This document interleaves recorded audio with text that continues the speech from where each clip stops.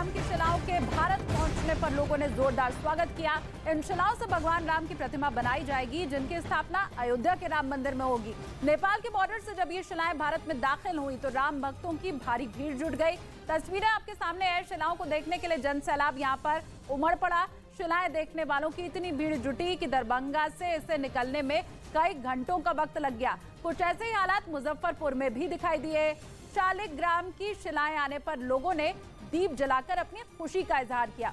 ये शिलाएं गोपालगंज के रास्ते आज उत्तर प्रदेश में प्रवेश करेंगी और वहां से कुशीनगर होते हुए गोरखपुर पहुंचेंगी। वहां से ये शिलाएं 2 फरवरी को अयोध्या पहुंच जाएंगी।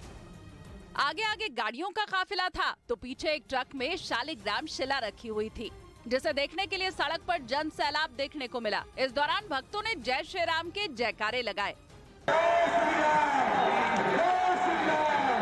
हाथ में दीपक लिए सड़क के दोनों तरफ भक्तों की भीड़ थी, जो नेपाल के पोखरा से आए शालिग्राम शिला को छूकर आशीर्वाद ले रहे थे। ठंड के बीच लोगों का उत्साह देखते ही बन रहा था। लोगों को नियंत्रण करने के लिए भारी पुलिस बल भी लगाया गया। भगवान राम की भक्ति की अनूठी तस्वीर दरभंगा में नजर आई। जहां तक भी नजर गई भीड़ ही भीड़ नजर आई। इस दौरान मोटरसाइकिल सवार लोग भी काफिले में शामिल हो गए। दरभंगा के बाद काफिला बिहार के मुजफ्फरपुर पहुंचा, जहां दिवाली जैसा उत्सव देखने को मिला। मोमबत्ती की रोशनी से जगमग जय श्री राम लिखा हुआ था। मुजफ्फरपुर में लोगों के बीच का उत्साह देखते ही बन रहा था, जहां शालिग्राम शिला के आगमन से लोग झूम उठे। बता दें कि नेपाल के पोखरा से खास तौर पर शालिग्राम शिला को रामलला की प्रतिमा के लिए मंगवाया गया है, जो 2 फरवरी को अयोध्या पहुंचेगी। नेपाल से आने वाले भगवान श्री राम की प्रतिमा हेतु शालिग्राम पत्थर के मुजफ्फरपुर आगमन पर गजब उत्साह देखा जा रहा है। मुजफ्फरपुर में इस शिला के स्वागत में दीपावली का आयोजन किया गया है। मुजफ्फरपुर के गरहा में पूर्व मंत्री और भाजपा विधायक राम सूरत राय ने भजन कीर्तन के साथ दीपावली का आयोजन किया। पूर्व मंत्री राम सूरत राय ने बताया कि जिस तरह से वनवास से लौटने के बाद पूरे अयोध्या में दिवाली मनाई गई थी, उसी तरह भगवान राम के स्वरूप के आगमन को लेकर हम सब भी दीपावली मना रहे हैं। उधर F-35 फाइटर जेट से जुड़ी अमेरिका की शर्त के नाम पर तुर्की में सवाल खड़े हो गए। तुर्की में बारकताश TB2 ड्रोन बनाने वाली एक कंपनी के प्रमुख के मुताबिक F-35 लड़ाकू विमान को खरीदने वाले उसे बिना अमेरिकी इजाजत के उड़ा भी नहीं सकते। मतलब यह कि ग्रीस से बढ़ते तनाव के बीच तुर्की को अमेरिका से F-35 विमान मिल भी जाए तो कोई फायदा नहीं होगा।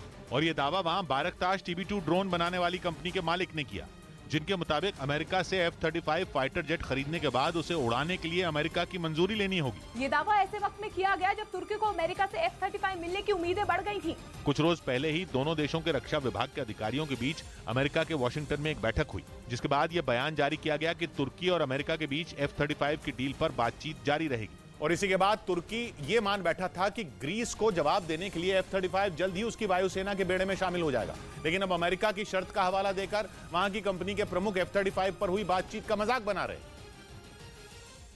जबकि F-35 पाने के लिए तुर्की कई साल से कोशिश में जुटा है। हालांकि उसे ये फाइटर जेट मिल पाना अभी दूर की कौड़ी लगती है, क्योंकि अभी तो अमेरिका के साथ उसकी डील F-16 पर ही अटकी हुई है। यानी उसे अभी अमेरिका से F-35 से कम ताकत वाले F-16 मिलने में अड़ंगा लगा हुआ है। हालांकि इसके लिए बाइडेन ने हामी जरूर भर दी है, लेकिन वहां की संसद ने डील को मंजूरी नहीं दी है और इसके लिए तुर्की की ही एक जिद जिम्मेदार है। अमेरिकी मीडिया की एक रिपोर्ट के मुताबिक अमेरिका स्वीडन और फिनलैंड की नेटो सदस्यता को लेकर तुर्की पर दबाव बनाना चाहता है, क्योंकि नेटो के सदस्य देश तुर्की ने ही स्वीडन और फिनलैंड की सदस्यता में अड़ंगा लगा रखा है। उसने तो इस मुद्दे पर स्वीडन और फिनलैंड से बातचीत तक करने से इनकार कर दिया। और कहा जा रहा है कि इसी वजह से अमेरिका ने तुर्की को चेतावनी तक दे दी थी। खबर के मुताबिक अमेरिका ने तुर्की से यह साफ कर दिया था कि उसे स्वीडन और फिनलैंड का समर्थन करना ही होगा और ऐसा नहीं करने पर उसे अमेरिका से F-16 की खेप नहीं मिलेगी। अमेरिकी मीडिया के मुताबिक इसके बाद तुर्की ने बाइडेन से इस मामले में दखल देने की भी गुहार लगाई थी, ताकि अमेरिकी संसद को F-16 तुर्की भेजने की मंजूरी देने के लिए मनाया जा सके। लेकिन कहा जा रहा है कि अमेरिका ने सख्ती के साथ तुर्की से बोल दिया है कि उसे स्वीडन और फिनलैंड की नेटो सदस्यता के लिए राजी होना ही होगा और इसके बाद ही उसे F-16 लड़ाकू विमान मिल पाएंगे। इधर चीन के कई शहरों में भूकंप के तेज झटके महसूस किए गए। भूकंप का केंद्र चीन का शिनजियांग प्रांत था, जहां रिक्टर स्केल पर इसकी तीव्रता 6.1 रही, जिसकी वजह से शिनजियांग प्रांत के कई इलाकों में अफरा तफरी मच गई। वहां के एक इलाके से सामने आई तस्वीर में दिखा कि रेलवे स्टेशन पर बैठे कई लोग भूकंप के झटके महसूस होते ही इधर उधर भागने लगे। राहत की बात यह रही कि भूकंप से कोई बड़ा नुकसान नहीं हुआ। मैंने नहीं देखा इस तरह का चीट, इस तरह का क्रिमिनल माइंड पूरे जेल स्टाफ को ब्राइब कर देगा। मैं सोच भी नहीं सकता था। गवर्नमेंट फंक्शनरी को इम्पर्सनेट करता था, आवाजें बदलता था। टारगेट भी बहुत पावरफुल, धनवान लोगों को करता है। ये एक ही चीज से रुक सकता है, अगर आप इसकी जीभ काटें। न्यूज चैनलों के इतिहास में पहली बार न्यूज 18 इंडिया की web series FIR number 208 streaming 3rd February 9 PM